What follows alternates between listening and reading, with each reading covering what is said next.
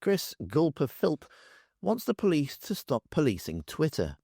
In his interview with Sky News today, Chris Philp was trying to change the policing bill with an amendment selectively only targeting people he doesn't like. In short, that means anybody that wants to harass, incite violence or abuse other minorities on Twitter will all be under free speech and perfectly allowed. Anybody standing outside holding a placard should be thrown in prison. In the interview, he openly admits changes they made whilst in government didn't work.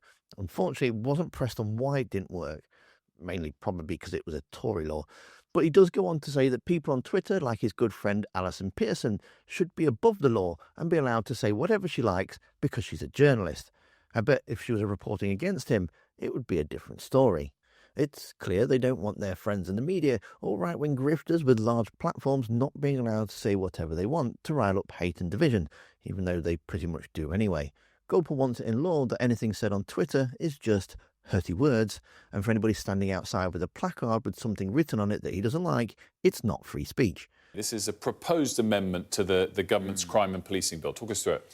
Yeah, so I'm very concerned that in recent years the police have been wasting colossal amounts of time on so-called non-crime hate incidents, which, as the name implies, are not criminal, but might include talking to people who've made a comment on Twitter about the trans issue. It's included even children having arguments in playgrounds. They've investigated and recorded those incidents, and I think that's a problem for two reasons. Firstly, it is wasting police time which should be spent investigating burglary or car theft or mobile phone theft. And secondly, it risks infringing free speech where they're investigating and recording what people are saying online. I think the only time the police should be recording non-criminal activity is if it is an immediate, or likely to be, an immediate precursor to real criminality, as you'd expect with any criminal offence or potential criminal offence.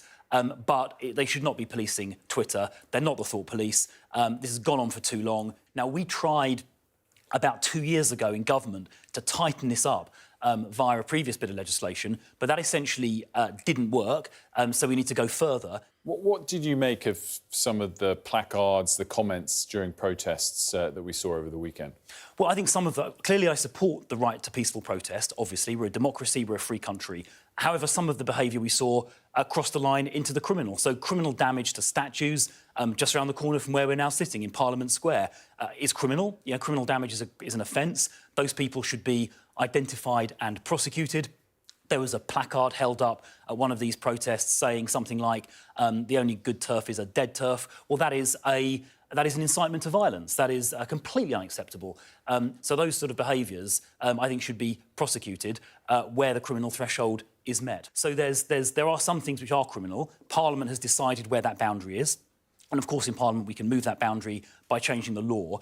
And the police should be policing to that criminal boundary, not going after, you know, journalists like Alison Pearson, who was debating on Twitter the trans issue, or children involved in playground arguments. So, what are your thoughts? Should Twitter, X, be exempt from non-hate crimes, as he puts it?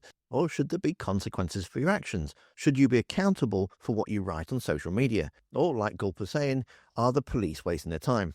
Let me know down in the comments.